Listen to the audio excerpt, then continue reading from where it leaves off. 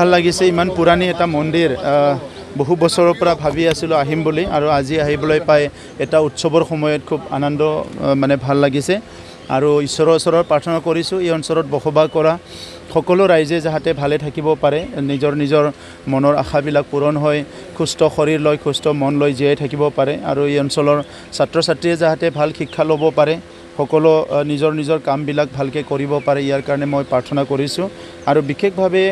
অঞ্চলটো বহুত পিছ পৰি আছে সেইকাৰণে আমাৰ মন্দিৰ কমিটিক তেখেতসকলে কি কাম কৰে ইয়াৰ কাৰণে মই 10 লাখ টকা আজি ইয়াত দিয়াৰ কাৰণে ঘোষণা কৰিছোঁ আৰু ৰাস্তা বেছি দূৰ নহয় অলপ ৰাস্তা বহুত বছৰে কৰা নাই বুলি কৈছে তো এই ৰাস্তাটো কৰি দিম বুলি কৈছোঁ মই তেখেতসকলক আকৌ পুনৰ আহি মই এই অঞ্চলৰ গাঁৱৰ বিভিন্ন প্ৰেছিডেণ্ট ছেক্ৰেটাৰী গাঁৱৰ কমিটিবিলাক লৈ পেলাই কথা পাতিম যে কেনেকৈ এই অঞ্চলটো আগুৱাই লৈ যাব পাৰে কি সমস্যা আছে ৰাইজৰ এই গোটেইবিলাক কথা তেখেতসকলক কোকৰাঝাৰত মাতি পেলাই মই আলোচনা কৰিম সেৱক সংঘৰ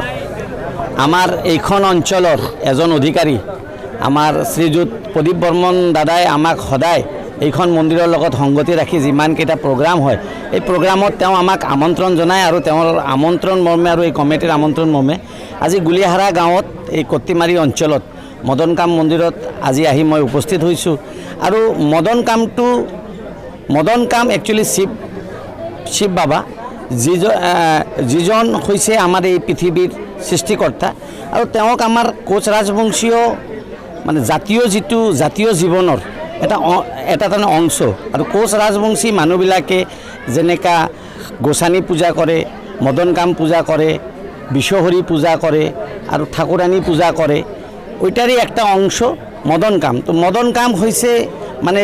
যেই অঞ্চলত কোচ রাজবংশী জাতীয় সম্প্রদায়ের মানুষগুলো থাকে শিব মন্দিরক মদন কাম মন্দির হিসাবে মানে এক একটা মন্দির এক একটা অঞ্চলত গড় দেওয়া হয় আর মদন কামের মেন যে তার লক্ষ্য হয়েছে যে তার মদন কাম যদি সন্তুষ্ট থাকে ওই অঞ্চলত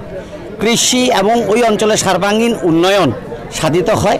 এবং আমার হিন্দু সনাতনী সংস্কার হিসাবত মদন কাম আমার শিৱ দেৱতা সেই হিসাবত আমাৰ হিন্দু আৰু সনাতনী সংস্কাৰৰ লগত সংগতি ৰাখি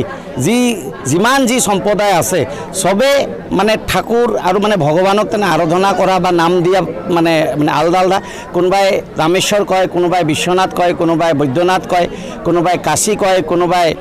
ভোলে বাবা কয় আৰু ৰাজবংশী সম্প্ৰদায় মদন কাম বুলি অভিহিত কৰে গতিকে মদন কাম আমাৰ সৃষ্টিকৰ্তা আৰু এই সৃষ্টিকৰ্তাৰ যি বাৰ্ষিক ইয়াতে যে আজি যে তাৰমানে পূজা হৈছে ইয়াত আহি মই বহুত আনন্দ উপভোগ কৰিছোঁ আৰু ঈশ্বৰৰ ওচৰত কৃপা কৰিছোঁ কট্টিমাৰী আৰু এই গুলিহাৰা এবং গোটেই বিটিয়াৰ অঞ্চল এবং অসমৰ হৈ এই মদন কাম দেৱৰ শ্ৰীচৰণত মই প্ৰণিপাত জনাই মই আশা ৰাখিছোঁ যে আগন্তুক দিনবিলাকত সামগ্ৰিক উন্নয়ন এবং ইয়াৰ মানুহে যাতে শান্তি সমৃদ্ধি অটুট ৰাখি এক ভাতৃত্ব বন্ধনৰে আমি জাতি ধৰ্ম নিৰ্বিশেষে ইয়াত বসবাস কৰিব পাৰোঁ তাৰ কাৰণে যাতে মদন কাম বাবাই আমাক আশীৰ্বাদ দিয়ে এই অনুষ্ঠানটো আজি প্ৰায় আমাৰ 100 বছৰলৈকে চলি আছে আৰু আমাৰ এই অনুষ্ঠানটো এই গুলিহাৰা স্থানত অৱস্থিত আৰু এইখন মন্দিৰটো হ'ল শ্ৰী শ্ৰী মদন কাম মন্দিৰ আৰু এই মন্দিৰটোত আমি প্ৰায় 100 বছৰলৈকে 100 বছৰ ধৰি পূজা কৰি আহিছে আমাৰ পূৰ্বপুৰুষৰ পৰাই আৰু এই বেলিও আমি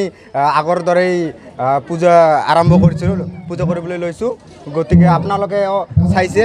আজি আমাৰ বিটিআৰৰ চিফ প্ৰমোদ বড়ো ডাঙৰীয়া আমাৰ পূজাস্থলীত উপস্থিত হৈছে আৰু মই প্ৰমোদ বড়ো ডাঙৰীয়াক প্ৰথমতে ধন্যবাদ আৰু কৃতজ্ঞতা জ্ঞাপন কৰিছোঁ তেখেতে আজি আমাৰ তেখেতৰ বহুমূলীয়া সময়খিনি আমাৰ আজি এই মন্দিৰত বা পূজাস্থলীত দিয়াৰ কাৰণে আৰু তেওঁৰ পৰা মই এই মন্দিৰৰ ডেভেলপমেণ্ট আৰু আমাৰ আশে পাশে থকা ৰাস্তা ঘাট বা ওচৰত থকা স্কুলখনৰ ওপৰত যাতে অলপ চকু দিয়ে আৰু ডেভেলপমেণ্টৰ বিষয়ে চিন্তা কৰে আমি